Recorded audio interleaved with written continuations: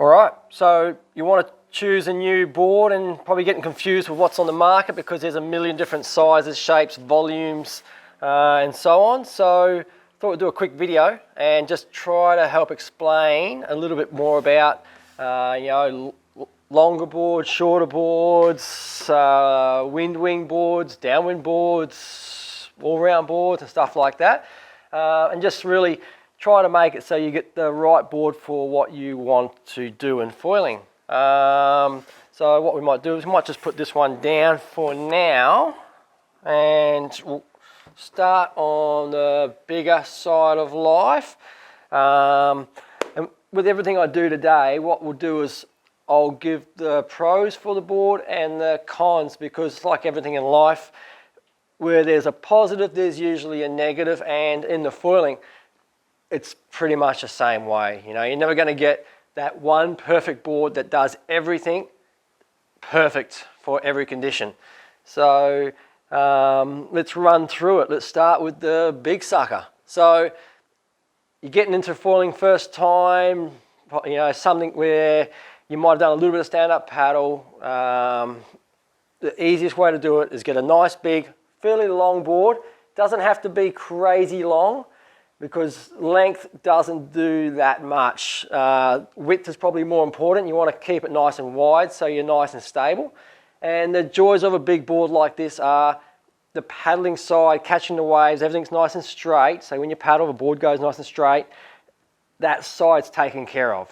You know, you don't have to focus too much on it, and you can focus more on getting up on the foil and foiling along and getting the trim heights right, which is one of the most important parts at the start.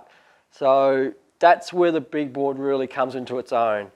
You know, saying that, you know, 1 or 2 or 3 months down the track, you will outgrow a board like this, 100%. If you start on a board like this, down the track, you will be looking to go shorter over time. But it sometimes is necessary, and especially if you haven't done a lot of stand-up paddling and maybe your balance isn't the greatest, this is where you want to start. It just makes it easy. You know, you don't think you're going to go pumping around like you see on the videos with the kids who catch 2 or 3 or 10 waves at a time. It's just not going to do that kind of thing. But it is going to make getting that wave easy, paddling back out easy, and standing around nice and easy. Once you're up on the foil, that's when it is the hindrance. It's easy to trim, but that's about it. So from that, we'd start looking at what you're going to progress into. And then you start going into, to start with, we'll go all-round boards. You know, a board that kind of does a bit of everything, not specialising in any one area. You know, and that's, like for us at One, that's this. Like, it does everything really, really well. It's not the best wing board, and it's not the best downwind board, and it's not the best wave catching board, but it does everything at a good, nice, high level that you can get away with just one board. You know, all the models realistically will come in a size range. That will depend on your skill, your weight, height, all plays a part in, you know, what size board you can eventually ride. You know, like for example, this one is 5'10", 27.5 wide, probably suits someone 90 kilos and under. And it's got that kind of feel that it's short enough that you can still get nice and straight paddling, but it still takes that little bit of skill. Like if you jump on this as your first board and you've got very little stand-up paddle experience, you're probably going to find it pretty hard for quite a few sessions, and the learning curve is going to be quite extended. So just keep that in mind. The shorter you go to start with, it can extend that learning curve longer. So that's where you've got to keep that in mind. So when you go down to a board like this, pros, shorter, easier to pump around. Definitely as you go shorter on boards, the pumping around side gets a lot easier. Catching waves can also be pretty easy. Like this definitely isn't the shortest of boards anymore. So still got not bad length, it's say 5'10", or the next model up for us is 6'5", so they actually paddle pretty nice and straight and catch waves nice and easy. Bottom shapes also make a bit of a difference on that, but we won't go into that on this video. Other things like for us all-round boards, you look at, like say, big recessed deck. really good for lowering your center of gravity just that little bit. Gives you a better connection through to the foil as well. Actually, in the standing area for a board like this, and where your back foot is on the foil, the board thickness is probably very similar to a prone board. So it has that very similar feel when you're pumping around to what you would feel on a prone board, just with maybe a bigger outline, of course.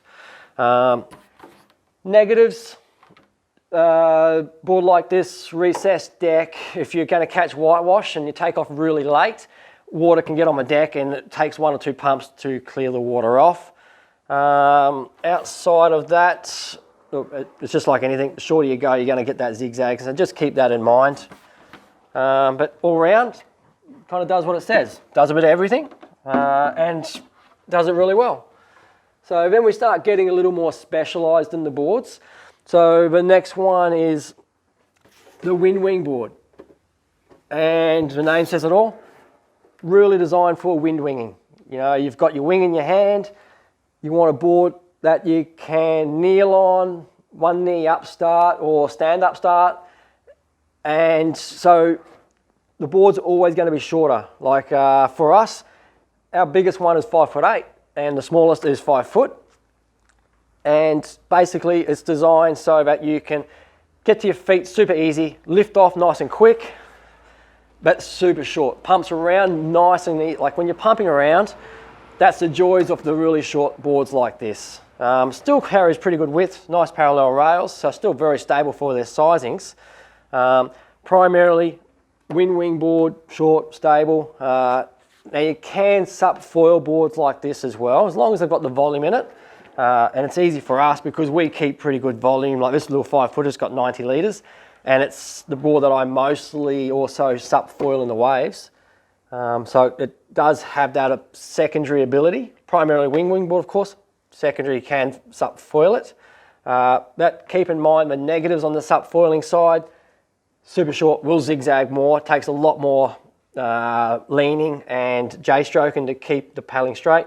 If you're going to paddle reefs and say anywhere with a long paddle, it's going to paddle very slow. And to be honest, if I have to paddle too far, it really sucks because it's, you know, you're paddling basically a short board.